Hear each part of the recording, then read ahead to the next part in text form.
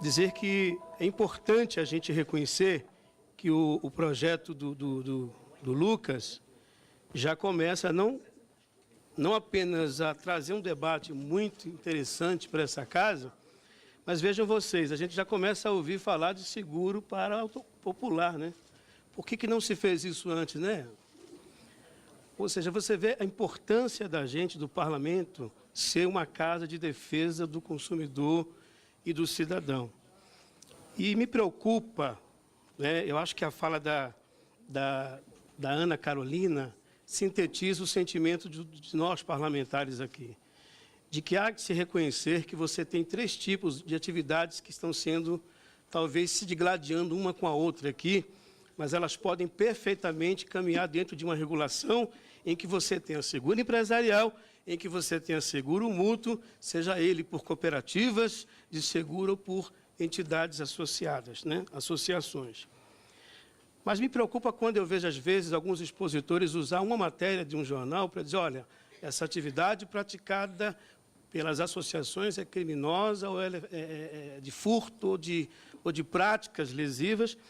E nós temos o mesmo fato acontecendo também, e a gente viu aqui alguns internautas mostrando que houve também lesão, foram lesados através de seguradoras. Tem uma matéria muito séria que foi vinculada pelo segurogaúcho.com.br, uma operação deflagrada, inclusive, pela Polícia Federal, aonde você teve aí seguradoras que não conseguiram honrar com os compromissos, isso dentro de uma operação que a Polícia Federal colocou, e a matéria esclarece que havia um esquema até de corrupção envolvendo alguns membros também do governo. Ou seja, toda entidade precisa ser regulada e ela tem que fazer o que a senhora disse aqui, responsabilidade na hora de executar e de oferecer um serviço para o consumidor. Então, generalizar as associações como se elas fossem lesivas ao cidadão, acho temerário, acho irresponsável até. Como também, nós não podemos abrir mão do seguro empresarial. Queremos que se haja uma regulação que separe claramente o que é seguro empresarial e o que é o seguro mútuo. Eu fiz 8 perguntas e vou passá-las para os nossos palestrantes. Pode ficar à vontade, deputado Jorge Wilson. Tá? Por favor. Uma delas é o seguinte, os tribunais, pode passar para eles, os tribunais vêm provando a diferença em várias decisões entre associações de socorro mútuo e socorro e seguro empresarial. Foi falado aqui que não há uma regulamentação, as atividades já é intensa no país e já tem decisões de vários tribunais que colocam muito bem a diferença entre uma coisa e outra. Sendo a principal a questão do rateio de despesas já ocorridas em forma de autogestão. Além dessa diferença, o Judiciário reconheceu que não há prêmio, não existe a transferência de risco, bem como inexiste a figura de um segurador ou segurado. Sabendo deste entendimento, eu pergunto a vossas senhorias, qualquer um pode responder dos expositores, qual o argumento jurídico e técnico de vossas senhorias que prova ser o contrário na contramão do entendimento dos tribunais? Essa é uma pergunta que eu acho que é importante a gente, e aí, se não puder responder agora, senhor presidente, que me mande por escrito. A segunda pergunta, por meio da portaria 6369 da SUSEP, foi criado um grupo de estudo sobre as associações de socorro mútuo, com a participação da própria FENACOR, da CNSEG. Esse grupo concluiu pela diferença entre a operação de auxílio mútuo e a operação de seguro.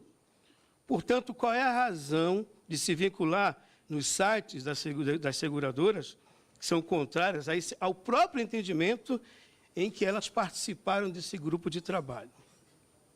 Se houve um grupo em que vossas senhorias participaram e chegou-se a essa conclusão, por que um argumento, muitas vezes, transmitido pelo site de vossas senhorias, que contraria o que vocês mesmos aprovaram no grupo de trabalho?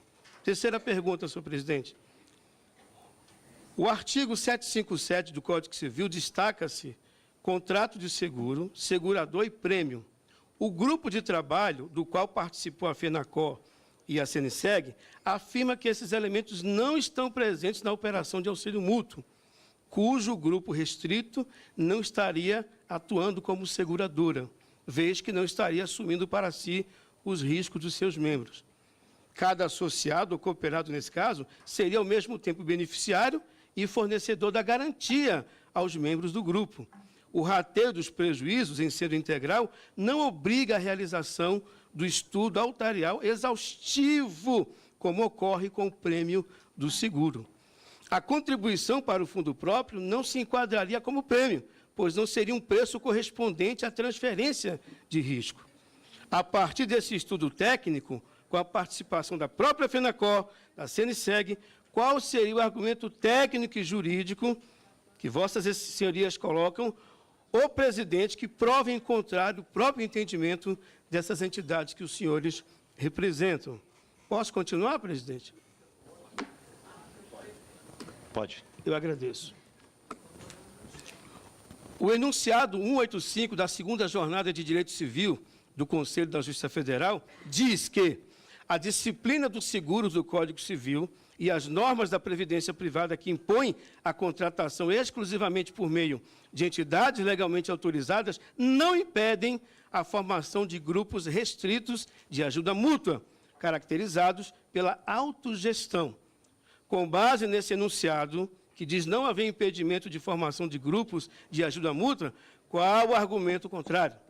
Qual é a base legal que diz ser ilegal a união de pessoas que tenham como objetivo comum a divisão das despesas já ocorridas entre elas?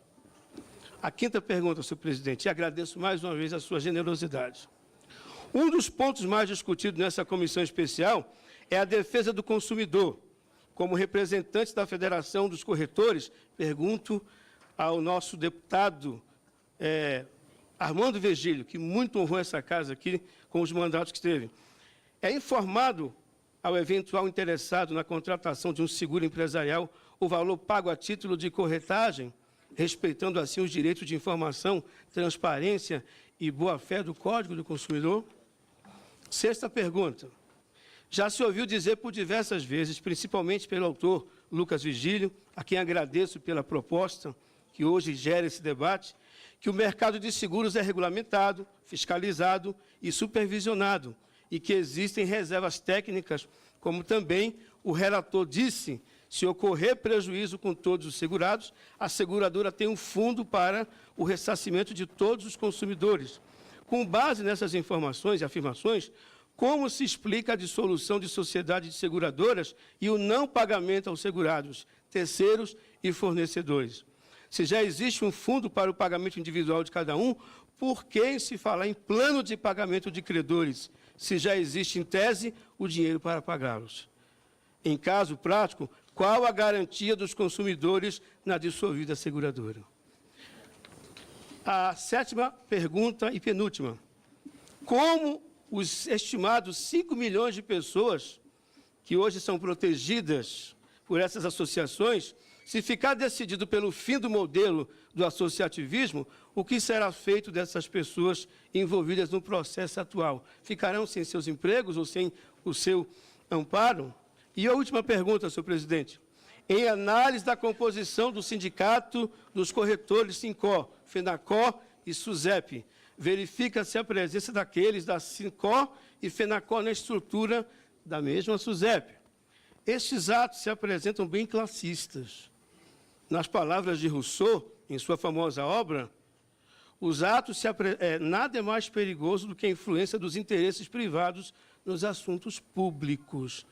Neste diapasão, eu pergunto se vossas senhorias não vê uma imposição privada e tentativa de não aceitar algo que é legal, como as associações que são reconhecidas em outros países e no Brasil pela nossa própria Constituição Federal. Obrigado, presidente.